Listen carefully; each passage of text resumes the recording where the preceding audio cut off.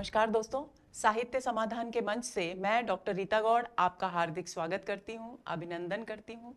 दोस्तों, RPSC assistant professor की परीक्षा बिल्कुल निकट है, तो हमने सोचा जिस तरीके से हमने सेकंड ग्रेड के लिए त्वरित दोहरान सत्र शुरू किए थे, उसी तरह से हम आरपीएससी असिस्टेंट प्रोफेसर के लिए भी त्वरित दोहरान सत्र आयोजित करें। तो आज से हम त्वरित दोहरान श्रृंखला की शुरुआत कर रहे हैं और आज का जो सत्र है, यानी कि पहला जो सत्र है, वो भाषा और व्याकरण के पाठ्यक्रम पर आधारित है, जो कि आरपीएससी असिस्टेंट प्रोफेसर के पाठ्यक्रम में हैं।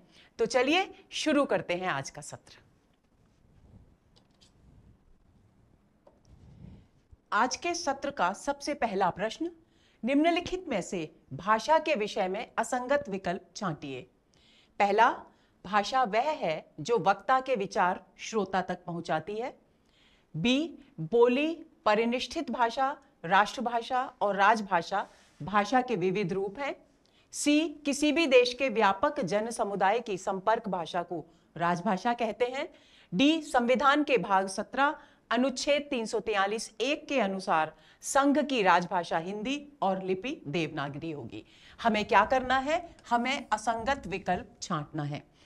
आपको मैं बार बार हर सत्र में, जब भी मैं प्रश्नों का कोई भी सत्र करती हूं दोस्तों, मैं आपको हर बार कहती हूं प्रश्न को बहुत ध्यान से पढ़ें और उसका कीवर्ड क्या है, उसका मूल शब्द क्या है, उस पर अपने ध्यान फोकस करें अच्छी तरह से। जैसे इसमें पूछा गया है, भाषा तो है ही कीवर्ड, भाषा पर ही प्रश्न है, लेकिन उस भाषा के विषय में क्या मूल बात कही गई है? असंगत विकल्प। ये कई बार हम इसको पढ़ते नहीं है और उत्तर आते हुए भी गलत करते हैं, तो इस बात का ध्यान रखें। तो पहली बात, पहले अब एक एक बिंदु का विश्लेषण करते हैं। भाषा वह है जो वक्ता के विचार श्रोता तक पहुंचाती है। भाषा की परिभाषा है, बिल्कुल सही बात है, यदि हम बोलते हैं तो ही हमारे विचार भाषा के माध्यम से दूसरे व्यक्ति तक पहुंचते हैं, बिल्कुल सही कथन है। बोली, परिनिष्ठित भाषा, राष्ट्रभाषा और राजभाषा भाषा के विविध रूप हैं, बिल्कुल सही बात है। भाषा के अनेक रूप होते हैं, जिसमें से बोली, परिनिष्ठित भाषा, राष्ट्रभाषा और राजभाषा ये उसके प्रमुख रूप हैं। तीसरी बात, किसी भी देश के व्यापक जन समुदाय की संपर्क भाषा को राजभाषा कहते हैं। दोस्तों, ये कथन गलत है, क्योंकि राजभाषा हमेशा किसी भी देश की वो भाषा होती है जो प्रशासनिक कार्यवाही में प्रयुक्त की जाती है, उसे हम राजभाषा कहते हैं। और व्यापक जन समुदाय की जो संपर्क भाषा होती है वो क्या कहलाती है? वो राष्ट्रभाषा कहलाती है। संविधान के भाग 17 अनुच्छेद 343(1) के अनुसार संघ की राजभाषा हिंदी और लिपि देवनागरी होगी, ये भी बिल्कुल सही कथन है।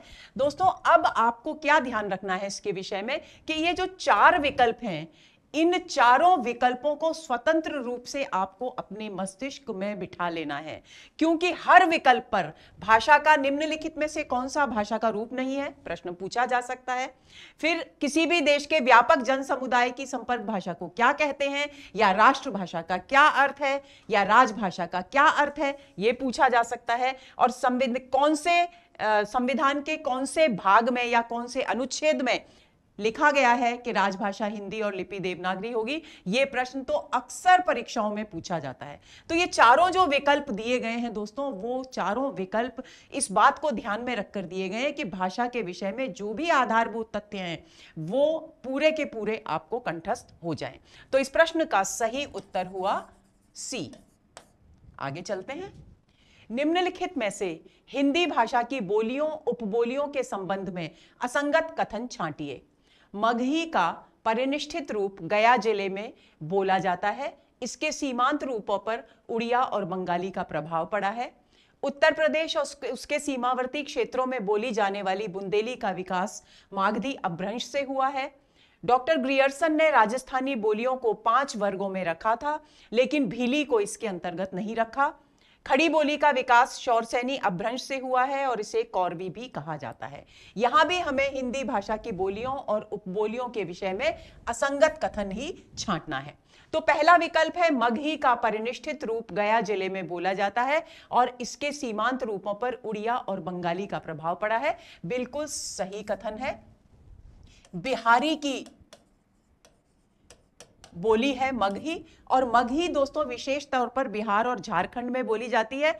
और यह बिंदु आपको कैसे ध्यान में रखना है, आप जब भी भारत का नक्शा देखेंगे तो आप देखेंगे कि बिहार की जो सीमा है उसका एक हिस्सा बंगाल को स्पर्श करता है, यानी बंगाल से मिलता है, और झारखंड का एक भाग उड़ीसा से मिलता है। तो जाहिर सी बात है कि जहां पर दो राज्यों की सीमाएं मिलती हैं उस क्षेत्र की भाषा एक दूसरे से प्रभावित होगी ही। तो यही कारण है कि इसके सीमांत यानी सीमावर्ती क्षेत्रों में जो बोला जाता है मगही का रूप, उसमें उड़ीसा से जो झारखंड का हिस्सा स्पर्श करता है, मिलता है, वहां पर उड़िया का प्रभाव है, और बंगाल से जो बिहार का हिस्सा मिलता है वहां बंगाली का प्रभाव है। तो यह कथन बिल्कुल सही है।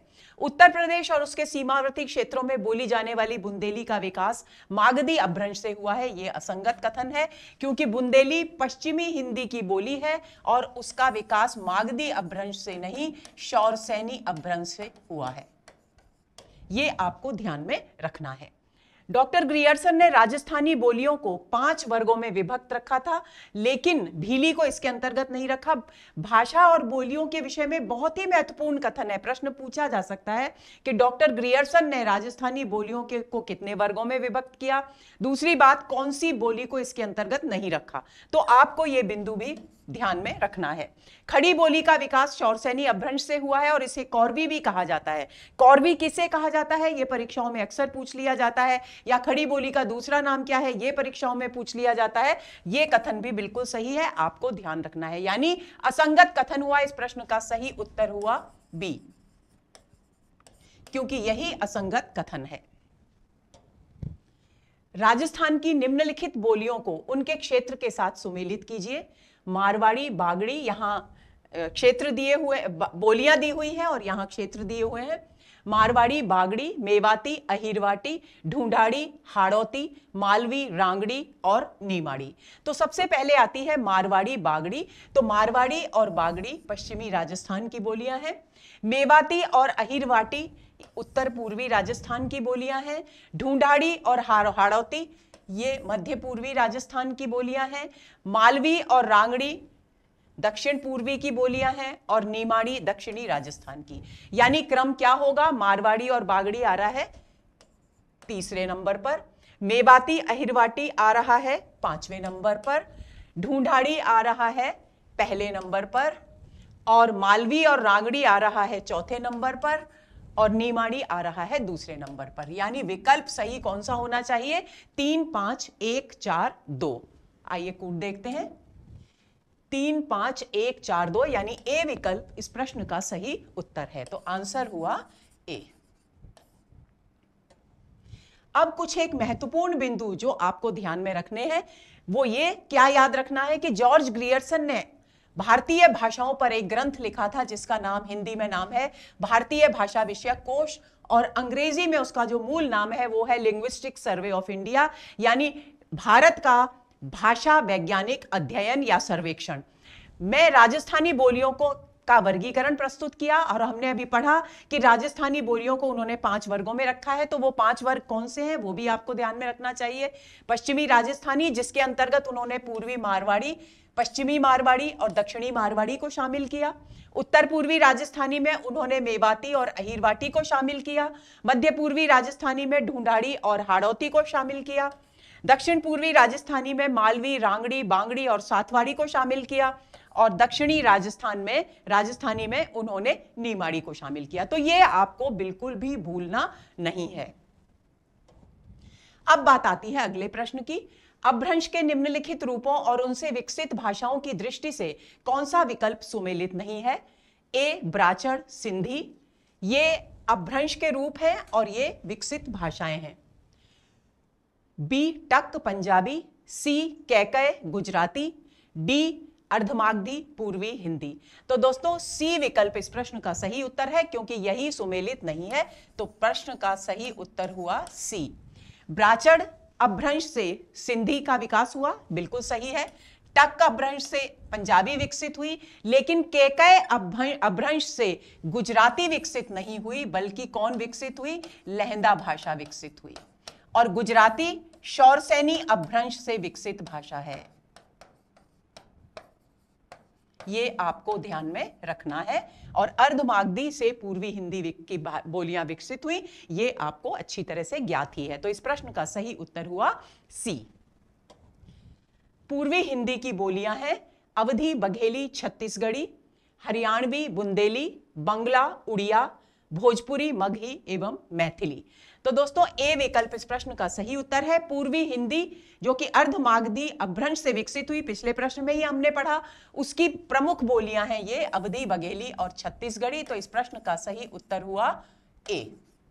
हरियाणवी और बुंदेली पश्चिमी हिंदी की बोलियां हैं और पश्चिमी हिंदी की बोलियां किससे विकसित हुई? शौर सैनी अपभ्रंश से विकसित हुई। बंगला और उड़िया जो है मागधी अपभ्रंश से विकसित भाषाएं हैं। भोजपुरी, मगही और मैथिली बिहारी की बोलियां हैं। तो ये आपको ध्यान में रखना है। तो इस प्रश्न का सही उत्तर हुआ ए। देवनागरी लिपि के सुधार के संबंध में अ की 12 खड़ी को किसने भ्रामक माना? दोस्तों इस अ की 12 खड़ी को पहले हम समझ लेते हैं। अ की पुराने समय में जब भाषा, हिंदी भाषा का विकास ही शुरू हुआ था, देवनागरी लिपि भी का विकास भी शुरू हुआ था, उस समय अलग अलग समितियां बनाई गई समय समय पर देवनागरी लिपि के विकास के लिए। और वहां पर कुछ एक विद्वानों ने अ की 12 खड़ी के प्रयोग पर बल दिया। अ की 12 खड़ी का मतलब क्या है? यानी अ क्योंकि मूल स्वर है और स्वरों की ही मात्राएं होती हैं, लेकिन अ की कोई अपनी निजी मात्रा नहीं होती। तो इसलिए क्योंकि उस समय स्वर को कितने माने जाते थे? 12 माने जाते थे। तो इसलिए शब्द 12 खड़ी यानी 12 वर्णों का समूह, इसलिए 12 खड़ी कहा। और प्रत्येक व्यंजन पर ये क, का, की, कु, के, कई, को, कौ, कंग और कह, ये क्या है? कितने हो गए? देखिए 1 2 3 4 5 6 7 8 9 10 11 12। ये जो है इसको कहा गया अ की 12 खड़ी। आप इस बात को ध्यान में रखेंगे। अब क्योंकि एक समिति ने अ की 12 खड़ी को स्थापित किया था, उसके प्रयोग पर बल दिया था, प्रश्न है कि देवनागरी लिपि में सुधार लाने के लिए, यानी उसे समय, प्रसंग और भाषा के अनुकूल, हिंदी भाषा के अनुकूल बनाने के लिए अ की 12 खड़ी को किसने भ्रामक माना? ऑप्शंस हैं महात्मा गांधी ने, बी बाबू श्याम सुंदर दास ने, सी आचार्य नरेंद्र देव समिति ने, या डी काका कालेलकर समिति ने। तो सी विकल्प इस प्रश्न का सही उत्तर है।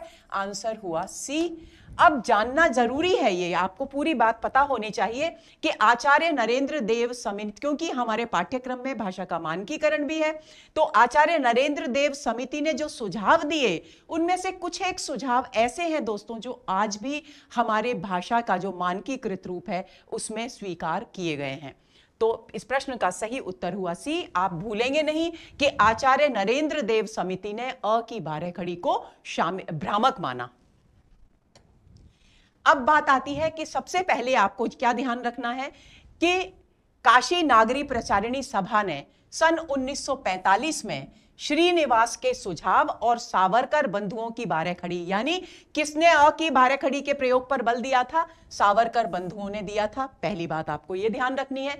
दूसरी बात, किस किस बात को अस्वीकार किया काशी नागरी प्रचारिणी सभा ने सन 1945 में? श्रीनिवास के सुझाव को। श्रीनिवास का सुझाव क्या था कि जितने भी अल्प प्राण वर्ण हैं उनके नीचे अवग्रह, अवग्रह इसको कहते हैं, अवग्रह चिन्ह लगाकर उन्हें महाप्राण बनाया जाए।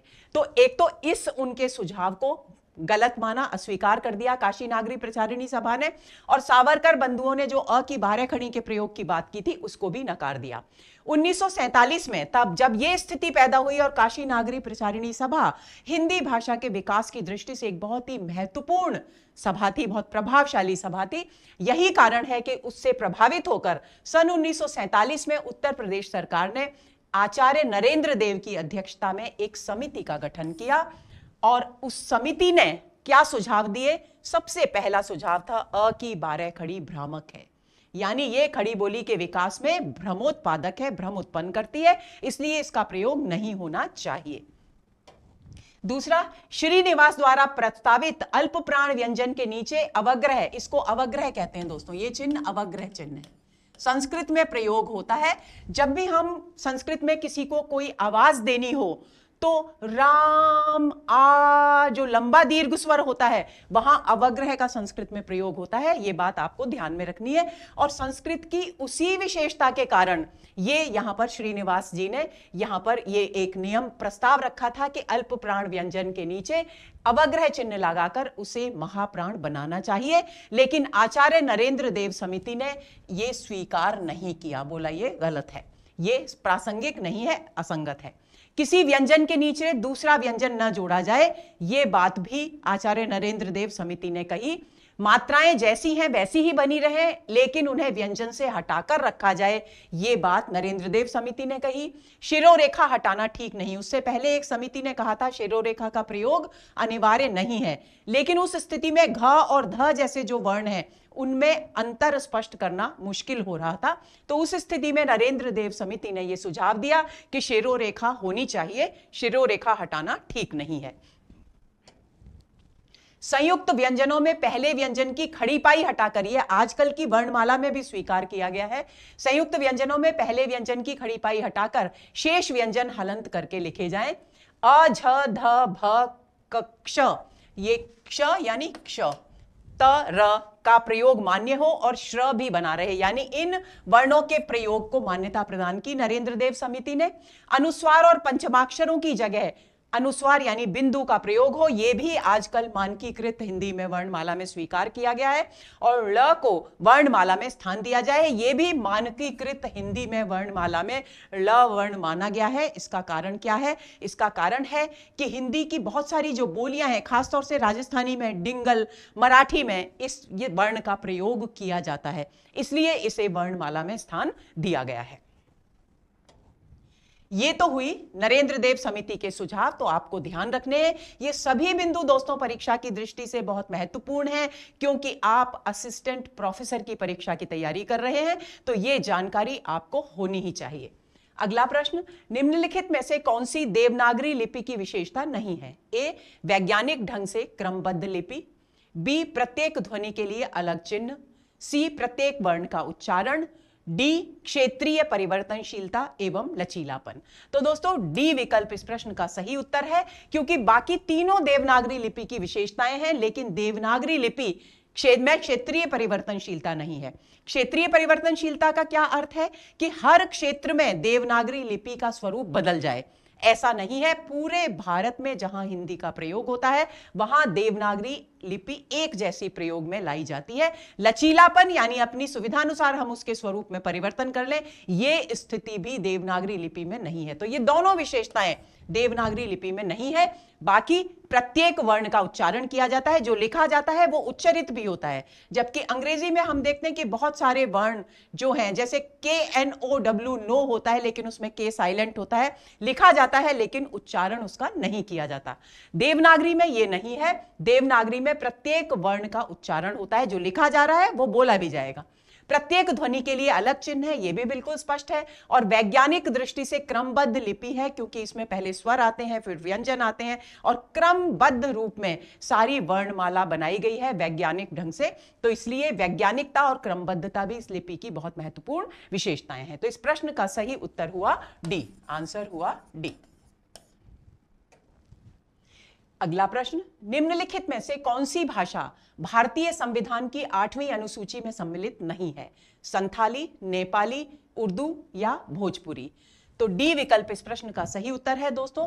भोजपुरी हमारे संविधान की 8वीं अनुसूची में सम्मिलित भाषा नहीं है। हमारे संविधान की 8वीं अनुसूची में वर्तमान में 22 भाषाओं का उल्लेख है, लेकिन उनमें भोजपुरी का नाम नहीं है। शेष तीनों संथाली, नेपाली और उर्दू हमारी संविधान की 8वीं अनुसूची में उल्लेखित हैं। तो इस प्रश्न का सही उत्तर हुआ डी।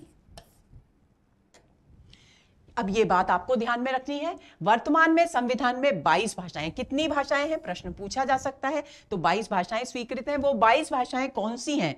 कोई जरूरी नहीं दोस्तों कि यहां प्रश्न में ये संथाली, नेपाली और उर्दू के साथ भोजपुरी दी हुई है, कोई अन्य भाषाएं भी दी जा सकती हैं। तो इन 22 भाषाओं को आपको कंठस्थ कर लेना है। असमिया, बंगला, गुजराती, हिंदी, कन्नड़, कश्मीरी, कोंकणी, मलयालम, मणिपुरी, मराठी, नेपाली, उड़िया, पंजाबी, संस्कृत, सिंधी, तमिल, तेलुगु, उर्दू, बोडो, संथाली, मैथिली और डोगरी, ये सभी भाषाएं 22 भाषाएं भारतीय संविधान की 8वीं अनुसूची में है, लेकिन इसमें कहीं भोजपुरी का नाम नहीं है। आगे चलें। निम्नलिखित भाषाओं के विकास का सही अनुक्रम बताइए। प्राकृत, पाली, अपभ्रंश, हिंदी, पाली, प्राकृत, अपभ्रंश, हिंदी, पाली, अपभ्रंश, प्राकृत, हिंदी और अपभ्रंश, प्राकृत, हिंदी और पाली। तो दोस्तों बी विकल्प इस प्रश्न का सही उत्तर है, पाली, प्राकृत, अपभ्रंश और हिंदी। आंसर हुआ बी। आपको क्या करना है जब आप भाषा का विकास पढ़ते हैं दोस्तों, तो वैदिक संस्कृत से भाषा का विकास शुरू होता है और वैदिक संस्कृत का अनुमानित समय है 1500 ईसा पूर्व। आपको ये कभी भी नहीं भूलना है, हर बार मैं बताती हूं, हर सत्र में भाषा से संबंधित बात जब भी होती है तब भी मैं बताती हूं कि ईसा पूर्व में वर्ष क्रमशः घटते हैं। 1500 है तो उसके बाद 1499 आएगा, 1501 नहीं आएगा। लेकिन जब ईसवी सन की बात होती है तो वर्ष बढ़ते हैं, यानी एक के बाद दो आता है, 1500 के बाद 1501 ही आएगा। तो ये बात आपको ध्यान में रखनी है, यानी 1500 अनुमानित वर्ष है किसका, वैदिक संस्कृत के प्रारंभ का, और 1500 और हर भाषा का जो समय है विद्वानों ने अनुमानित समय 500 वर्ष का माना है। यह भी आपको ध्यान में रखना है। तो आप अगर शुरू का और आखिर का याद कर लेंगे तो भी आपके लिए बहुत आसान हो जाएगा। 2-1 बिंदु याद कर लेंगे तो आपके लिए आसान हो जाएगा, आप कभी इस सन को, इस समय को नहीं भूलेंगे। तो एक तो ईसा पूर्व याद रखें, दूसरी बात ईसा पूर्व घटते क्रम में होता है और ईसवी बढ़ते क्रम में होता है, ये याद रखें। आप स्पष्ट है कि 1500 से जब कोई चीज शुरू होगी तो अंत में कभी ना कभी घटते घटते वो 1 ईसा पूर्व पर आएगी, और जब 1 ईसा पूर्व पर आएगी तो उसके बाद क्या शुरू होगा, ईसवी शुरू होगा, यानी फिर से 1 ईसवी, 2 ईसवी, 3 ईसवी, यानी बढ़ते क्रम में वर्ष शुरू होंगे। ये आपको ध्यान में रखना है। तो पाली, प्राकृत, अपभ्रंश और हिंदी ये भाषा के विकास का सही क्रम है। अब हम एक बार इनके समय पर भी नजर डाल लेते हैं। भाषाओं के विकास का सही क्रम, मैंने जिक्र किया कि शुरुआत कहां से मानी जाती है, वैदिक संस्कृत से। वैदिक संस्कृत का समय माना गया है 1500 ईसा पूर्व से 1000 ईसा पूर्व। फिर आती है लौकिक संस्कृत। लौकिक संस्कृत से 1000 ईसा पूर्व से 500 ईसा पूर्व। मैंने कहा कि 500 वर्ष का एक अनुमानित समय लिया गया है, तो 500 वर्ष का समय लिया जा रहा है। फिर पाली आती है 500 ईसा पूर्व से 1 ईसवी आ गया है, आपको ध्यान रखना है 1 ईसवी आ गया है, अब ईसवी ही चलेगी।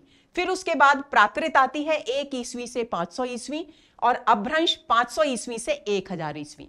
और 1000 ईसवी जो है वो हिंदी के जन्म का वर्ष माना जाता है, ये आपको भूलना नहीं है। और उसके बाद अब तक हिंदी का विकास चल रहा है। तो इस क्रम को, इस विकास क्रम को, इस अनुक्रम को आपको कंठस्थ कर लेना है, और कंठस्थ करने से ही काम नहीं चलेगा, इसे समझना भी है। तो जो बिंदु मैंने आपको बताए, ईसा पूर्व और ईसवी और 500 वर्ष का अंतर, उसे आपको भूलना नहीं है। आगे चलें। हिंदी की वर्णमाला के विषय में असंगत कथन छांटिए। स्वयं उच्चरित होने वाली ध्वनियां जिनके उच्चारण में हवा अबाध गति से मुख विवर से निकल जाती है, स्वर कहलाती है। बिल्कुल सही है, हमें असंगत कथन छांटना है। स्वर जो आसानी से उच्चरित हो जाएं, कहीं भी हवा मुख में टकराए नहीं, वो स्वर है, सहज। लेकिन व्यंजन और स्वर में अंतर क्या है, व्यंजन में जब हम उच्चारण करते हैं तो हवा कहीं ना कहीं मुखावयवों से टकराकर बाहर निकलती है, उसके बाद एक भिन्न ध्वनि उत्पन्न होती है, लेकिन स्वरों में सहजता से बाहर निकलती है। स्वर की सहायता से उच्चरित ध्वनियां व्यंजन कहलाती हैं, क्योंकि व्यंजन हमेशा पंगु होते हैं। क, तो क ये है, हलंत लगेगा इसके नीचे, क्योंकि इसमें स्वर नहीं है। जब इसमें अ मिलेगा तो ये क बनेगा, यानी, और क इसको हम उच्चरित कर ही नहीं सकते, अ मिलाकर ही या ई कोई ना कोई स्वर का सहारा लेकर ही ये व्यंजन सीधे खड़े हो सकते हैं, यानी उच्चरित किए जा सकते हैं। तो स्वर की सहायता से उच्चरित ध्वनियां व्यंजन कहलाती हैं। बिल्कुल सही है। अनुस्वार और विसर्ग हिंदी वर्णमाला की 2 अयोगवाह ध्वनियां हैं, ये भी सही है, क्योंकि अनुस्वार और विसर्ग को स्वर और व्यंजन से पृथक रखा गया है विद्वानों के द्वारा। ई, उ, ए, ओ मूल स्वर कहलाते हैं, ये कथन असंगत है। तो आंसर हुआ इसका डी। अब इसमें असंगति क्या है, ई, उ, ए, ओ ये मूल स्वर नहीं है। मूल स्वर क्या है, अ, ई, उ और री, ये मूल स्वर हैं। और ये तो मूल स्वर में आ गए ई और उ, लेकिन ए और ओ संयुक्त स्वर हैं। अ और ई से मिलकर के बनता है ए, और अ और उ से मिलकर के बनता है ओ। ये आपको भूलना नहीं है। तो ये संयुक्त स्वर में आते हैं और ये मूल स्वर में आते हैं। तो प्रश्न का सही उत्तर हुआ डी। निम्नलिखित शब्दों को उनमें निहित संधि के भेद के साथ सुमेलित कीजिए। यहां शब्द हैं, यहां संधि का भेद है। पित्राज्ञा, परमोदार्य, अवधि और शयन। व्यंजन, अयाधि, यण और वृद्धि संधि। तो पित्राज्ञा यण संधि है, यानी सबसे पहले 3 आएगा। परमोदार्य वृद्धि संधि है, उसके बाद 4 आएगा। अवधि व्यंजन संधि है, उसके बाद 1 आएगा।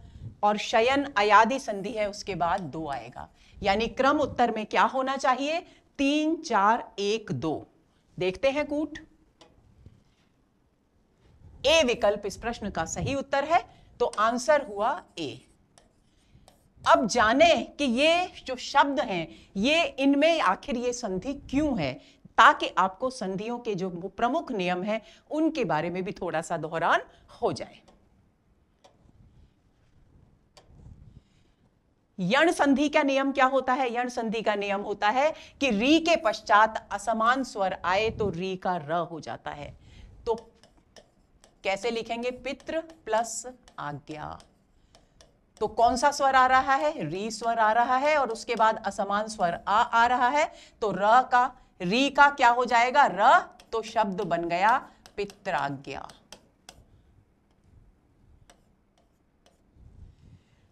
परमोदार्य वृद्धि संधि के नियम के अनुसार अ या आ के बाद ओ या औ आए तो औ हो जाता है, यानी वृद्धि स्वर का वृद्धिकरण हो जाता है, वृद्धि हो जाती है। तो परम प्लस औदार्य, ये इसका संधि विच्छेद हुआ। तो यहां म में क्या है? अ प्लस औ। तो वृद्धि संधि के नियम के अनुसार क्या होगा? औ होगा। तो परमोदार्य बन गया। अवधि कैसे बना? व्यंजन संधि का नियम एक होता है कि प्रथम पद के अंतिम वर्ण क, च, ट, त, प के बाद यदि किसी भी वर्ग का तीसरा चौथा वर्ण आए, अंतस्थ वर्ण आए, अंतस्थ यानी य, र, ल और व, इनमें से कोई एक आए, या कोई भी स्वर आए या ह वर्ण आए, तो क के स्थान पर ग, यानी जो वर्ण है वो अपने वर्ग के तीसरे वर्ण में बदल जाएगा। ये आपको मोटे तौर पर याद रखना है। क के स्थान पर ग हो जाएगा, च के स्थान पर ज हो जाएगा, ट के स्थान पर ड हो जाएगा, और त के स्थान पर द, और प के स्थान पर ब। तो यहां पर अवधि को जब हम तोड़ेंगे, इसका विच्छेद करेंगे, तो अप प्लस धी। तो प है, अप का संस्कृत में जो अप, आपह, जल के लिए प्रयुक्त होता है। और मैं कई बार आपको समास पढ़ाते समय यह बता चुकी हूं कि धी जहां अंत में आता है वहां अर्थ होता है धारण करने वाला, यानी जल को धारण करने वाला। यानी अवधि शब्द का मूल अर्थ क्या हुआ? सागर। तो अप धी, तो प के बाद आ रहा है धी, तो क्या होगा? प जो है अपने वर्ग के तृतीय वर्ण में बदल जाएगा, यानी प, फ और ब, यानी ब में बदल जाएगा। तो अवधि हो गया शब्द। इस तरह से ये बनेगा। अब शयन शब्द आता है। शयन शब्द अयाधि संधि के नियम के अनुसार ए के बाद यदि भिन्न स्वर आए तो ए के स्थान पर अय हो जाता है। तो शे, इसका विच्छेद क्या होगा? शे प्लस अन। तो ए आ रहा है यहां, उसके बाद अ आ रहा है, तो ए का क्या हो जाएगा? अय हो जाएगा। तो क्या हो जाएगा? श य न। तो इस प्रकार ये सारी संधियों के नियम आपको ध्यान में रखने हैं। आगे चलें। निम्नलिखित में से कौन सा शब्द और समास का असंगत विकल्प है? ए बेखटके बहुब्रीहि समास, बी दही बड़ा तत्पुरुष समास, सी वचनामृत कर्मधारय समास, डी आपाद मस्तक अव्ययी भाव समास। तो दोस्तों ए विकल्प इस प्रश्न का सही उत्तर है, क्योंकि यही असंगत विकल्प है। बेखटके में बहुब्रीहि समास नहीं है, बल्कि अव्ययी भाव समास है। बहुब्रीहि समास में हमेशा तृतीय पद प्रधान होता है, इसलिए आपको ये बात ध्यान में रखनी है। बाकी दही बड़ा तत्पुरुष समास है, अधिकरण तत्पुरुष है, तही में डूबा हुआ बड़ा, वचन रूपी अमृत, विशेषण और विशेष्य का संबंध है तो कर्मधारय समास, और आपाद मस्तक यानी आपाद से लेकर मस्तक पर्यंत अव्ययी भाव समास है। अब इनका विग्रह देख लेते हैं एक बार। बेखटके बिना खटके के अव्ययी भाव समास, क्योंकि प्रथम पद अव्यय है। दही बड़ा, दही में डूबा हुआ बड़ा, अधिकरण तत्पुरुष। वचनामृत, वचन रूपी अमृत, कर्मधारय समास है। और आपाद मस्तक, पाद से लेकर मस्तक पर्यंत अव्ययी भाव समास है। आगे चलें। निम्नलिखित में से किस शब्द में एक से अधिक उपसर्गों का प्रयोग नहीं हुआ है? एक से अधिकतर प्रश्न पूछे जाते हैं, एक से अधिक उपसर्गों का प्रयोग हुआ है। यहां पूछा जा रहा है किसमें एक से अधिक उपसर्गों का प्रयोग नहीं हुआ है। तो एक एक शब्द को लेते हैं। निराकरण, सुविख्यात, आलोचना और प्रत्युपकार। तो निराकरण में उपसर्ग है निर और आ, और करण मूल शब्द है जो कि क्री धातु से बना है संस्कृत की, यानी दो उपसर्ग हो गए। सुविख्यात में सु उपसर्ग है, वी उपसर्ग है, मूल शब्द है ख्यात, यानी दो उपसर्ग हो गए। आलोचना में आ उपसर्ग है, लुच धातु है और अन प्रत्यय है संस्कृत का, जिसमें से ना हो गया है। तो आप तो हिंदी के हिसाब से ना ही ध्यान रखिए। तो लुच धातु है, आ यानी एक है, तो सी विकल्प इस प्रश्न का सही उत्तर है। आंसर हुआ सी। प्रत्युपकार, प्रति उपसर्ग है, उप उपसर्ग है और क्री धातु का कार मूल शब्द हो गया, तो प्रति उपकार यानी दो हो गए। अब ये हम समझ लेते हैं इस आलोचना शब्द को कैसे बना। संस्कृत की लुच धातु होती है दोस्तों। लोचन शब्द कैसे बनता है? हमारी आंखों के लिए प्रयुक्त होता है लोचन, ये भी लुच धातु संस्कृत की यानी देखना का अर्थ में प्रयुक्त होती है। तो लुच धातु में आ उपसर्ग तथा अन और आ प्रत्ययों के योग से आलोचना शब्द बना है। यानी लुच धातु में पहले तो ये लुच क्योंकि हलंत है तो इसमें आ उपसर्ग लगा यहां पर, और फिर उसके बाद अन प्रत्यय लगा, तो ऊ का क्या हो गया? लो, लू का लो हो गया, तो शब्द हो गया आलोचन। अन प्रत्यय लग गया आलोचन, और उसी से आ प्रत्यय और जुड़ गया तो आलोचना शब्द बन गया। ये ध्यान रखना है आपको। तो ये बिंदु आपको बिल्कुल अच्छी तरह से ध्यान में रखना है। तो आलोचना ही वो शब्द है जिसमें केवल एक उपसर्ग प्रयुक्त हुआ है, एक से बाकी तीनों शब्दों में एक से अधिक उपसर्गों का प्रयोग हुआ है। आगे चलें। निम्नलिखित में से किस विकल्प में मूल शब्द एवं प्रत्यय असंगत है? ए मारुति, मारुत प्लस ई, बी ग्रामीण, ग्राम प्लस ईन, सी बुढ़ापा, बूढ़ा प्लस पा, डी मानव, मनु प्लस अ। तो दोस्तों ए विकल्प इस प्रश्न का सही उत्तर है, क्योंकि मारुति जो शब्द है उसमें मूल शब्द और प्रत्यय क्या होना चाहिए? मरुत प्लस ई, ये होना चाहिए, लेकिन यहां मारुत लिखा गया है, ये गलत है। ग्राम प्लस ईन बिल्कुल सही है, बूढ़ा प्लस पा बुढ़ापा बिल्कुल सही है, मनु प्लस अ ये भी बिल्कुल सही है। और ये सारे तद्धित प्रत्यय हैं दोस्तों, और तद्धित प्रत्ययों में खास तौर पर आपको यह ध्यान रखना है, ये अपत्यवाचक तद्धित प्रत्यय है।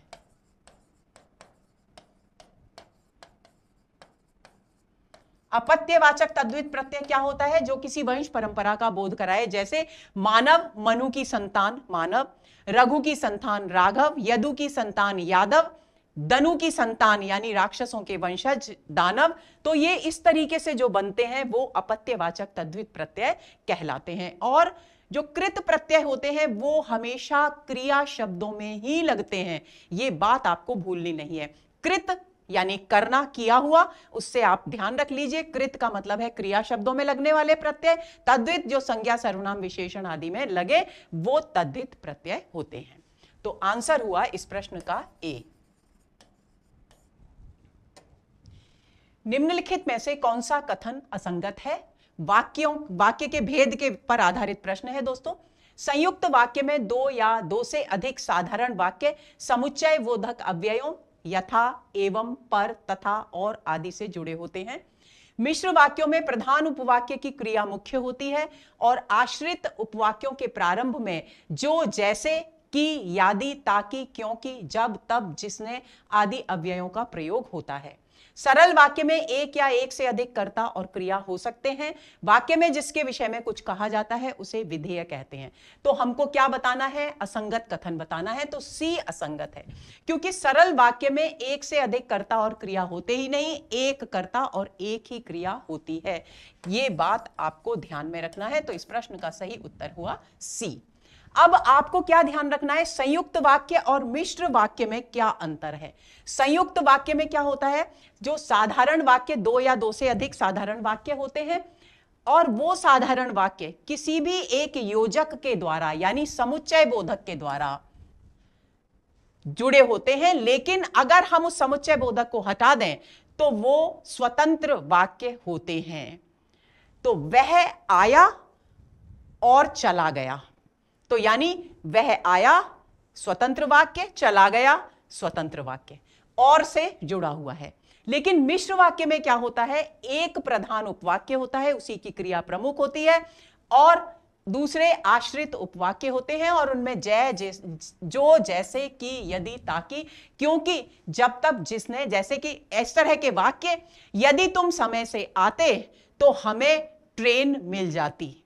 तो यदि और तुम, ये शब्द, यदि तुम समय से आते तो हमें, यदि और तो, ये दोनों जो शब्द हैं वो जुड़े हुए हैं मुख्य वाक्य और उपवाक्यों के बीच में। तो इसलिए यहां एक आश्रित उपवाक्य है और एक प्रधान उपवाक्य है। तो ये आपको ध्यान में रखना है। यहां स्वतंत्र नहीं होते दोनों वाक्य, यहां पर दोनों वाक्य योजक समुच्चय बोधक हटाने पर स्वतंत्र हो जाते हैं। और सरल वाक्य जो होते हैं उसमें एक क्रिया और एक ही कर्ता होता है। और वाक्य के में जिसके विषय में कुछ कहा जाता है, दो वाक्य के दो भाग होते हैं, उद्देश्य और विधेय।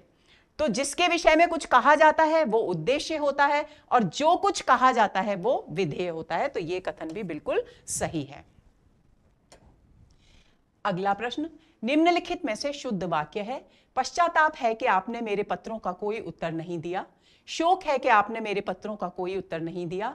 खेद है कि आपने मेरे पत्रों का कोई उत्तर नहीं दिया। धिक्कार है कि आपने मेरे पत्रों का कोई उत्तर नहीं दिया। तो कौन सा वाक्य हमें शुद्ध लग रहा है? हम कई बार गलत जगह पर गलत शब्द का प्रयोग करके भी वाक्य को अशुद्ध बना देते हैं। इस बात को आपके ध्यान में लाने के लिए यह प्रश्न तैयार किया गया है। तो सी विकल्प इस प्रश्न का सही उत्तर है।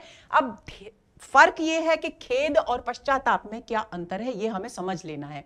देखिए, पश्चाताप में क्या होता है? व्यक्ति अपने भीतर ग्लानि महसूस करता है कि मैंने ये काम नहीं किया लेकिन मुझे ये काम करना चाहिए था, और मन ही मन कहीं उसके मन में ये दृढ़ संकल्प होता है कि मैंने, कोई बात नहीं, ये मुझसे ये गलती हुई, ये पश्चाताप करता हूं मैं, लेकिन आगे से मैं इसे नहीं दोहराऊंगा। ये तो होता है पश्चाताप।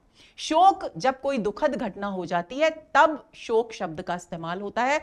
इसलिए यहां पर पत्र का जवाब ना आना कोई बहुत ही भयंकर दुखद घटना नहीं है, किसी का भी निधन नहीं हुआ है, तो शोक की बात यहां है नहीं। खेद यानी अफसोस व्यक्त करने की बात होती है, हल्का सा दुख कि आपने मेरे पत्रों का कोई उत्तर नहीं। धिक्कार यानी जब किसी भी व्यक्ति की किसी गलत काम को करने पर भर्त्सना की जाए, उसके साथ तिरस्कारपूर्ण शब्द इस्तेमाल की जाए, तब धिक्कार शब्द का इस्तेमाल होता है। तो यदि कोई पत्रों के जवाब नहीं दे रहा तो वो भर्त्सना का पात्र नहीं है, उसके प्रति केवल हम थोड़ा सा अपना दुख व्यक्त कर सकते हैं। तो खेद शब्द बिल्कुल सही है। तो इस प्रश्न का सही उत्तर हुआ सी। अगला प्रश्न, निम्नलिखित में से वर्तनी की दृष्टि से अशुद्ध शब्द छांटिए। ए अक्षौहिणी, बी औद्योगिकरण, सी प्रदर्शनी, डी कवयित्री। तो दोस्तों बी विकल्प इस प्रश्न का सही उत्तर है। प्रत्यय लगने के उद्योग प्लस करण प्रत्यय से मिलकर के ये बना है। तो जब प्रत्यय जुड़ता है तो प्रथम स्वर का दीर्घीकरण होता है, तो औ, द्यो, और ये दीर्घ हो जाएगा, गी, करण शब्द बनते हैं। इसी तरह से भूमंडल, भूमंडलीकरण, ली पर बड़ी की मात्रा आती है, ये आपको ध्यान में रखना है। ये बिल्कुल सही है। प्रदर्शनी बिल्कुल सही है और कवयित्री बिल्कुल सही है। ये सभी शब्द अक्सर परीक्षाओं में पूछे जाते हैं, तो आप इनकी सही वर्तनी को अच्छे तरह से अपने ध्यान में रख लें। तो इस प्रश्न का सही उत्तर है बी। अल्प प्राण ध्वनियां वे होती हैं जिनके उच्चारण में श्वास बल कम लगता है, जिनके उच्चारण में जिह्वा का अग्रभाग कई बार वर्च से टकराता है, जिनके उच्चारण में श्वास बल अधिक लगता है, जिनके उच्चारण में मुंह के मध्य भाग में दो अवयव एक दूसरे से मिलकर वायु को अवरुद्ध कर देते हैं। पहले तो आप इस वर्ड्स को समझ लीजिए, जहां दांत और मसूड़े के बीच का जो स्थान है वो वर्ड्स कहलाता है, ये आपको ध्यान में रखना है। तो जिनके उच्चारण में श्वास बल, देखिए हम इस शब्द को अगर समझ लेंगे तो हम कभी भी अल्प प्राण और महाप्राण में अंतर को भूलेंगे नहीं। अल्प का मतलब क्या है? कम, थोड़ा। प्राण मतलब प्राणवायु यानी सांस, जिसमें थोड़ी सांस लगे वो अल्प प्राण, जिसमें ज्यादा सांस लगे वो महाप्राण। तो ये इसमें अल्प प्राण ध्वनियों की सही परिभाषा क्या हुई? जिनके उच्चारण में श्वास बल कम लगता है। तो इस प्रश्न का सही उत्तर हुआ ए। जिनके उच्चारण में जिह्वा का अग्रभाग कई बार वर्च से टकराता है वो क्या होती हैं? वो होती हैं प्रकंपित ध्वनियां। जिनके उच्चारण में श्वास बल अधिक लगता है वो होते हैं महाप्राण, और जिनके उच्चारण में मुंह के मध्य भाग में दो अवयव एक दूसरे से मिलकर प्राण वायु को अवरुद्ध कर देते हैं वो होते हैं पार्श्विक वर्ण। तो हम इसको और अच्छी तरह से समझ लेते हैं। देखिए, जिनके उच्चारण में जिह्वा का अग्रभाग कई बार वर्च से टकराता है उन्हें प्रकंपित या लुंठित वर्ण कहते हैं। ल लुंठित ध्वनि है। कई बार प्रश्न पूछ लिया जाता है निम्न में से कौन सा लुंठित वर्ण है या लुंठित ध्वनि है, तो आपको पता होना चाहिए हमारी वर्णमाला में र लुंठित ध्वनि है। जिनके उच्चारण में श्वास बल अधिक लगता है वे महाप्राण वर्ण कहलाते हैं। वर्णमाला के हर वर्ग के दूसरे और चौथे वर्ण श श सह और ढ न म ल ये सब महाप्राण है, क्योंकि इनके उच्चारण में हमें श्वास बल अधिक लगाना पड़ता है। ये आपको ध्यान में रखना है। जिनके उच्चारण में मुंह के मध्य भाग में दो अवयव एक दूसरे से मिलकर वायु को अवरुद्ध कर देते हैं, हवा एक या दोनों पार्श्व यानी बगल से, साइड से निकल जाती है, उन्हें पार्श्विक ध्वनियां कहते हैं। ल, आप ल उच्चारण करके देखिए, आपकी जीभ ऊपर के हिस्से को करके पूरा रास्ता वायु के निकलने का बंद करती है, और वायु कहां से निकलती है? हमारी प्राण वायु वो पार्श्व से यानी बगलों से, दाएं बाएं से निकलती है। तो ये ल पार्श्विक ध्वनि है, तो इनको हम पार्श्विक ध्वनियां कहते हैं। आगे चलते हैं। निम्नलिखित में से किस विकल्प में जातिवाचक संज्ञा से निर्मित भाववाचक संज्ञा नहीं है? आदमियत, तरुणाई, चंचलता, कलाकारी। तो दोस्तों सी विकल्प इस प्रश्न का सही उत्तर है। आंसर हुआ सी। अब आपको क्या ध्यान रखना है? व्यक्तिवाचक और जातिवाचक। जब किसी विशेष व्यक्ति का नाम लिया जाए तो वो कौन सा होता है? व्यक्तिवाचक संज्ञा होती है। लेकिन जब किसी समूह विशेष का बोध कराने वाले शब्द का प्रयोग किया जाए तो वो जातिवाचक संज्ञा होती है। जैसे हम कहते हैं पर्वत, तो पर्वत क्या है? जातिवाचक संज्ञा है। लेकिन अगर हम कहें हिमालय पर्वत तो वो व्यक्तिवाचक संज्ञा हो गई। हम कहें आदमी तो जातिवाचक संज्ञा है। हम कहें मोहन, सोहन, रोहन, जो भी, तो ये सब व्यक्तिवाचक संज्ञाएं हैं, आपको भूलना नहीं है। तो आदमियत किससे बना? आदमी से, तो यानी जातिवाचक संज्ञा से बना है ये भाववाचक संज्ञा, तो ये सही है। तरुणाई जो जोड़े देखें तो तरुण से बना। तरुण किसी कोई एक व्यक्ति विशेष नहीं है, बल्कि हर युवक को तरुण यहां कहा जाता है, तो ये भी जातिवाचक संज्ञा हो गई। तो जातिवाचक संज्ञा से बनी हुई भाववाचक संज्ञा, ये भी सही है। लेकिन चंचलता जो शब्द है वो जातिवाचक संज्ञा से नहीं बना, बल्कि किससे बना है? चंचल विशेषता है किसी भी व्यक्ति की। तो हम कैसे पता लगाएंगे कि ये विशेषण से बना है? तो हम चंचल को किसी शब्द के सामने जो आगे जोड़कर देखें तो चंचल लड़का, चंचल लड़की, तो यानी किसी लड़का और लड़की की विशेषता बता रहा है, उससे बनी हुई भाववाचक संज्ञा है, यानी ये विशेषण से निर्मित भाववाचक संज्ञा है। ये आपको ध्यान में रखना है। अगला है कलाकारी। कलाकार शब्द किसी भी संगीतकार, मूर्तिकार, किसी के लिए भी प्रयोग हो सकता है। कलाकार शब्द जातिवाचक संज्ञा है और उससे बना हुआ शब्द है भाववाचक संज्ञा कलाकारी। तो आपको ध्यान रखना है, आंसर हुआ इसका सी। मंदिर में कोई नाच रहा है, वाक्य में सर्वनाम शब्द है मंदिर, कोई, नाच या रहा। तो दोस्तों बी विकल्प इस प्रश्न का सही उत्तर है। यहां पर सर्वनाम शब्द है कोई, मंदिर क्या है? संज्ञा है, और नाच रहा ये क्या है? क्रियाबोधक पद है।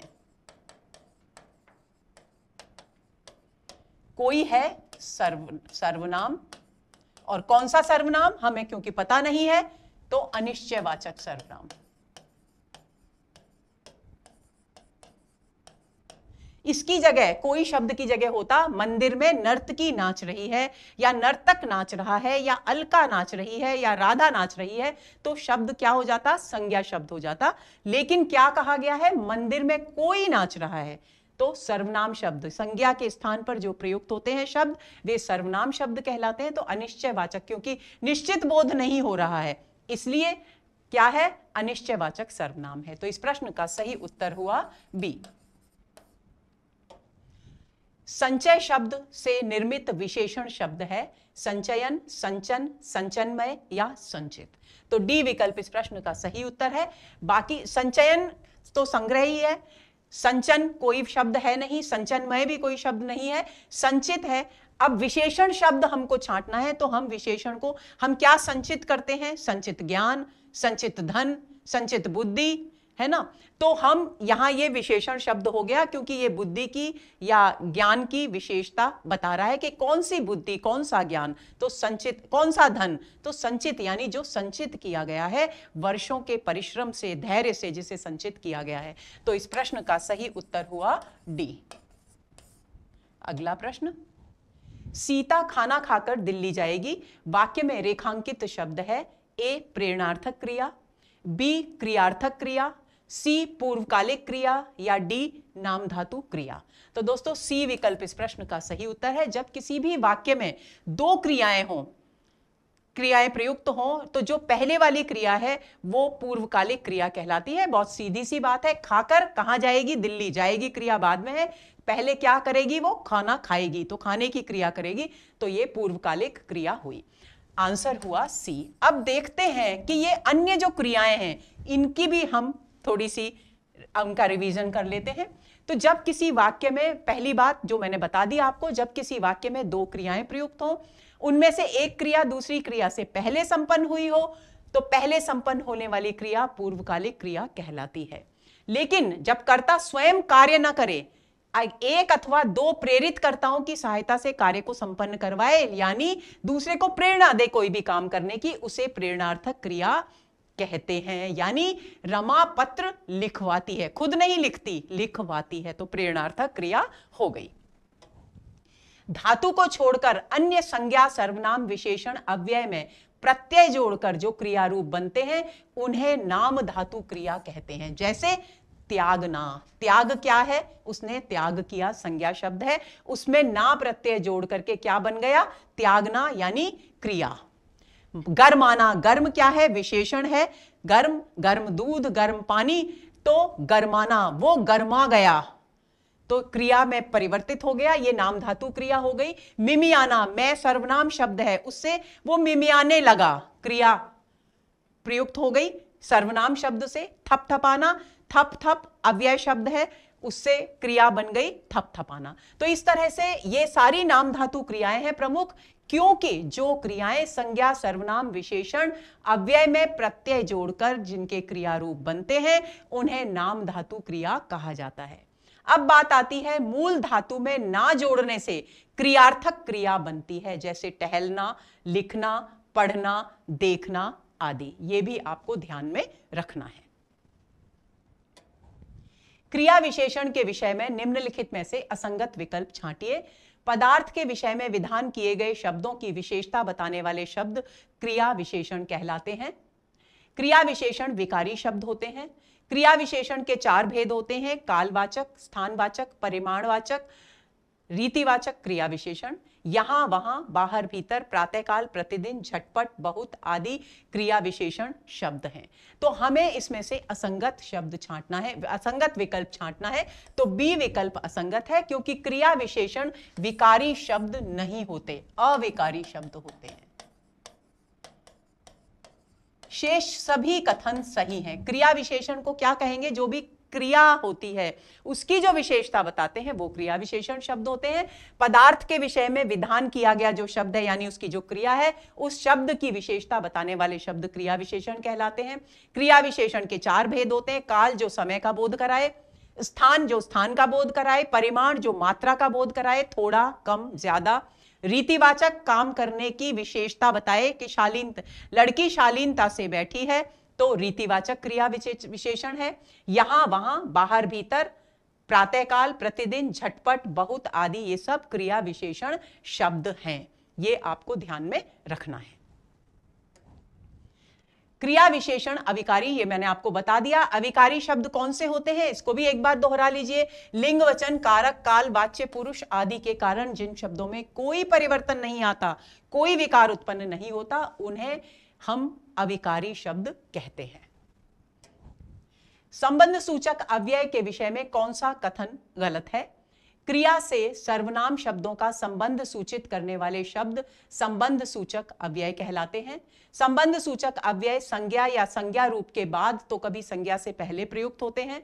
संबंध सूचक अव्यय से पहले का, के, की, रा, रे, री, ना, ने, नी आदि में से कोई एक जुड़ा रहता है। कभी कभी संबंध सूचक अव्यय विभक्ति के बिना भी प्रयोग में लाए जाते हैं। इसमें से हमें संबंध सूचक के विषय में गलत कथन छांटना है।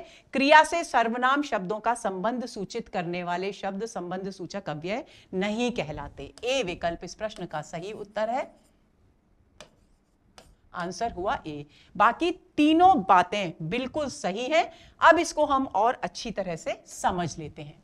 संबंध सूचक अव्यय क्या होते हैं? संज्ञा या संज्ञा के समान उपयोग में आने वाले शब्दों के पीछे जुड़कर जो दूसरे शब्दों से के साथ उनका संबंध स्थापित करते हैं, उन्हें संबंध सूचक अव्यय कहते हैं। ये बात आपको ध्यान में रखनी है। जो दो शब्दों, उपवाक्यों या वाक्यों को जोड़ने का कार्य करते हैं, वे कहलाते हैं क्रिया विशेषण, संबंध सूचक अव्यय, समुच्चय बोधक अव्यय और कारक। तो सी विकल्प इस प्रश्न का सही उत्तर है। दोस्तों, अब आपको क्या ध्यान रखना है? आपको कंफ्यूज नहीं होना है, क्योंकि पिछले प्रश्न में हमने पढ़ा संबंध सूचक अव्यय संज्ञा अथवा संज्ञा के समान उपयोग में आने वाले शब्दों के पीछे जुड़कर दूसरे शब्द के साथ संबंध स्थापित करते हैं। यहां शब्द के पीछे जुड़ रहे हैं और किसी शब्द के साथ संबंध स्थापित कर रहे हैं, वो तो है संबंध बोधक। अब जो दो शब्दों को जोड़ें, दो उपवाक्यों को जोड़ें और वाक्यों को जोड़ें, उनको क्या कहते हैं? उनको कहते हैं समुच्चय बोधक अव्यय। तो इस प्रश्न का सही उत्तर हुआ। दोनों के अंतर को आप समझ लेंगे।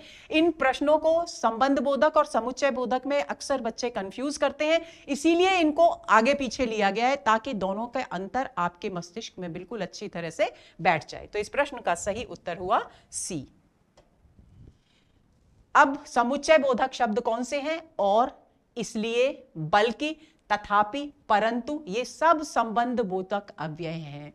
जैसे राम और श्याम दोनों बाजार गए, तो राम और जो शब्द है वो राम और श्याम यानी दो शब्दों के बीच में संबंध स्थापित कर रहा है।